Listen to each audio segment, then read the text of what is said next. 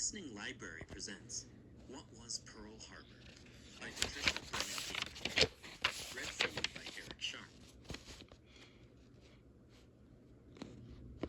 What was Pearl Harbor? December 7th, 1941. It was another bright and beautiful Sunday at Pearl Harbor. Nearly every day was lovely on the Hawaiian island of Oahu. In 1941, Pearl Harbor was home to a giant military base. Altogether, 18,000 U.S. Navy and U.S. Army men were based there. More than 100 warships docked at the harbor. The fleet included 8 massive battleships, armored and armed to the hilt. Most of them stretched the length of 2 football fields. There were airfields scattered around the island too, filled with hundreds of American warplanes. The American sailors and airmen were training hard in case the United States joined World War II. The war, however, seemed far away. All the fighting was in Europe and Africa. The only threat in the Pacific was from Japan. Lately, tensions had grown between Japan and America, but peace talks were underway. So on this December morning, the men at Pearl Harbor were thinking about their Sunday plans, not war. At 7:55 a.m., sailors on every ship were getting ready to raise the flag. Aboard the battleship Nevada, a Navy band lined up to play the Star-Spangled Banner. Some of the band members saw planes in the distance. They were flying low to the ground. It seemed odd, but the men thought little of it. U.S. pilots were probably having drills. The planes, however, kept coming straight toward the harbor. That was even odder. Some in the band started to feel nervous. What was going on?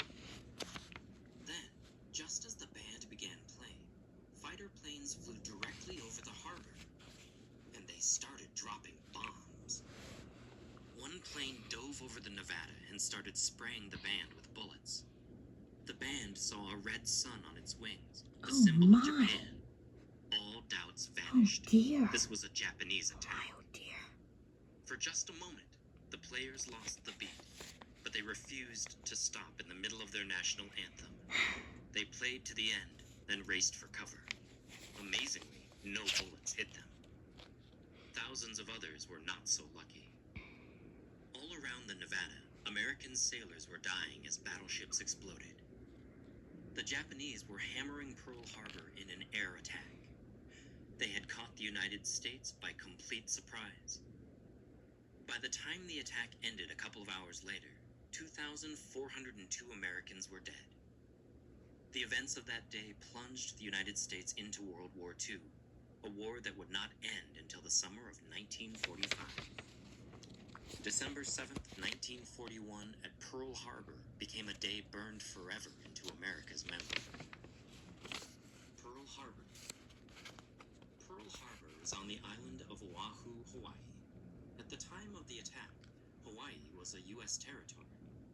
It would become the 50th U.S. state in 1959.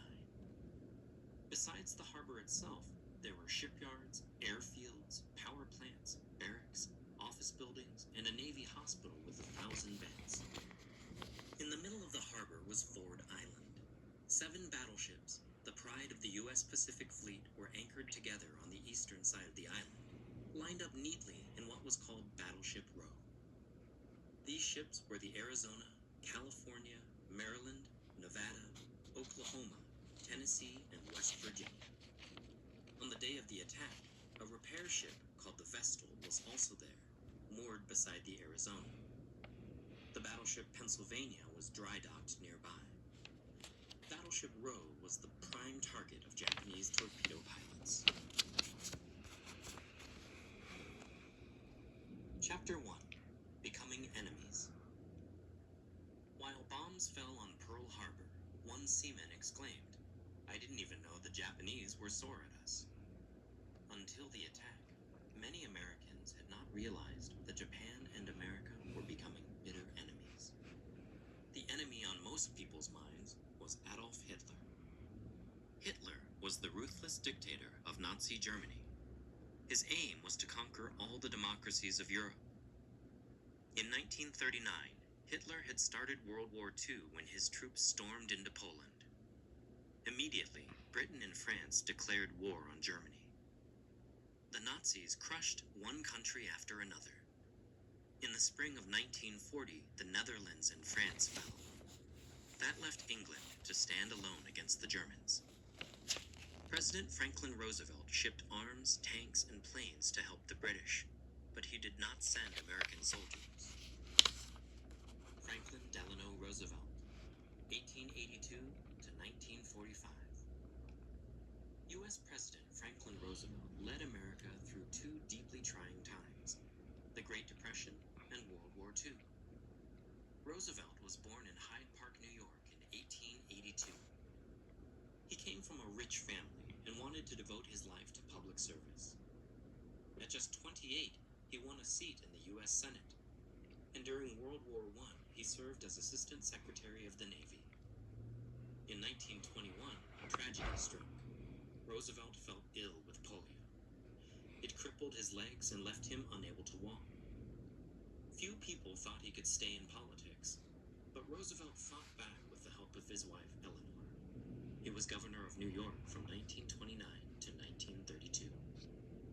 Roosevelt was first elected president in 1932.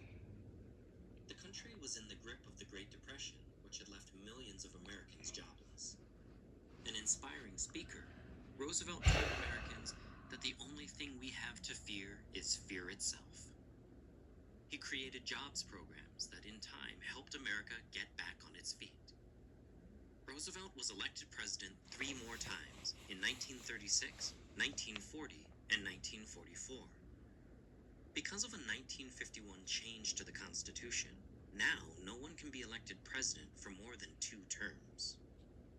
When Roosevelt began his 3rd term, World War II was already raging in Europe. At first, Roosevelt promised to keep America out of the war. After the Pearl Harbor attack, however, that changed. Roosevelt died on April 12, 1945. Less than a month later, Germany surrendered. Japan then surrendered on September 2, 1945. Most Americans wanted to stay out of the war. World War I, which had ended in 1918, was still fresh in their minds. America had lost over 100,000 soldiers then. It was supposed to be the war to end all wars. But just 20 years later, another world war had started. On the other side of the earth, another military power was also on the move. Japan is a nation made up of many islands, surrounded by thousands of miles of Pacific Ocean. For thousands of years, Japan had kept apart from the rest of the world. Then, in 1853, Japan opened its doors to world trade. Swiftly, its society became modern. Its military grew powerful. Japan began to dream of becoming a world power. However, the small nation didn't have the resources to meet its goals. It needed coal, rubber, and oil. In the 1930s, Japan set out to get these resources by conquering its neighbors in Asia and the Pacific. In 1937, Japan invaded China and set off a full-scale war. By 1940, Japan was ready to seize lands in the South Pacific, including present-day Indonesia, Malaysia, Vietnam, Cambodia, and the Philippines. Back then, European countries ruled most of these lands, but they were caught up in the war with Hitler. Only one power stood in Japan's way: the United States. In June 1940, Japan boldly invaded French Indochina, present-day Vietnam and Cambodia. Roosevelt took action. He moved the U.S. Pacific Fleet from California to Pearl Harbor in Hawaii. Now a powerful U.S. force stood guard in the Pacific against further Japanese advances. 3 months later, Japan signed a pact to join forces with Nazi Germany and its ally, Italy. Japan was sending a clear message to the United States: back off. Throughout 1941, messages went back and forth between America and the military leaders in control of Japan. America insisted that Japan withdraw from Indochina and stop its takeovers. Japan Japan was free to do what it wanted. By summer, President Roosevelt slapped a trade embargo on Japan. We hope you enjoyed this preview. To continue listening to this audiobook on Google Play Books, use the link in the video description. Yep, and that's it. We can continue on this later. But anyhow, let's get going. By summer, President Roosevelt slapped a trade embargo on Japan, as the male voice announcer on the video just said on my mom's computer. This meant that Japan could no longer get U.S. oil. For Japan, this was grim indeed. The country, what was the story about? Oh yes, what was Pearl Harbor? And what was it? What did they do? Oh yeah. So anyhow, back to the story. The country depended on American oil. Without it, Japan's military machine would grind to a halt. Japan was faced with two choices. It could agree to American demands, or it could go to war against the United States. Prime Minister Tojo, Emperor Hirohito, 1901 to 1989. In 1941, Emperor Hirohito, yes, Hirohito was Emperor of Japan. Emperor makes it sound as if he were powerful. However, the government was actually run by military chiefs, and the Prime Minister Hirohito wanted to keep peace with the United States. In the end, however, he approved the attack on Pearl Harbor. For years later, in 1945, Hirohito went on the radio to broadcast Japan's surrender. It was the first time his people had ever heard his voice. He died in 1989 after a 62-year reign. That's not good. Not good after all. And it's still 5:47 p.m. I still have time until my internet time, right, guys? So Chapter 2, A Dangerous and Risky Plan. As tensions rose between Japan and the United States, some American leaders feared a Japanese attack somewhere in the Pacific, probably in the Philippines. Almost no one thought the Japanese would dare to attack Pearl Harbor. Three things seemed to make Pearl Harbor attack-proof. 1. The mighty Pacific Fleet was based there. Surely any attack would be crushed right away. 2. Torpedoes could not be used there. Torpedoes were cigar-shaped missiles dropped from airplanes. They fired into the hulls of ships below the waterline. The waters of Pearl Harbor, however, were shallow. Torpedoes would get stuck in the mud and fail to explode. 3. Pearl Harbor was 4,000 miles from Japan. A surprise attack seemed impossible. Planes or ships would certainly be spotted long before they could strike. The Japanese understood these dangers.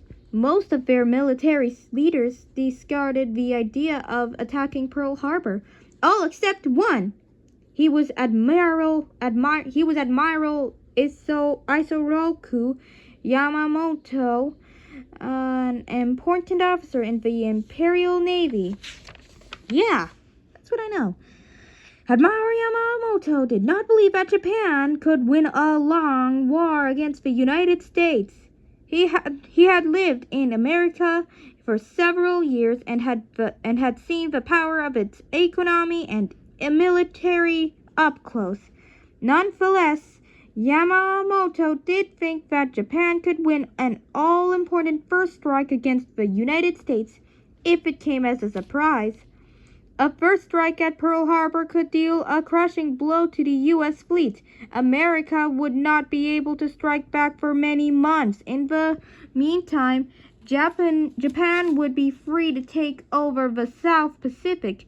That would break the enemy's will to fight, Yamamoto said. Yamamoto's idea was dangerous and risky. Very dangerous and risky. Nonetheless, the military gave him the go-ahead to put a plan together. Yamamoto gathered a team of engineers and military leaders. They came up with a very different kind of attack plan, something that had never been tried before. Sorry if my voice is going like that. Sorry if my voice is going like that, you guys. You guys, here we go. Up until then, great naval battles were fought in the open sea. Huge battleships pounded each other with warheads shot from cannons. But in Yamamoto's plan, the attack would come from the air. Planes would take off from huge aircraft carriers. An aircraft is basically a floating airport. It can transport hundreds of airplanes across the seas. The long, flat upper deck on a carrier provides a runway for takeoffs and landings. Yamamoto's master plan called for several carriers to bring hundreds of planes within flying distance of Pearl Harbor. The strike force would include bombers and fighter planes, and the key weapon to be a torpedo that worked in shallow water. Yamamoto's team came up with the smart idea of putting wooden fins on torpedoes. The fins would make the torpedo turn toward a target almost as soon as it hit the water. With the torpedo problem solved, the Japanese now could rip gashes into the hulls of U.S. battleships and destroy them. Admiral Isoroku Yamamoto. And we're going to stop here because we'll continue on the story later.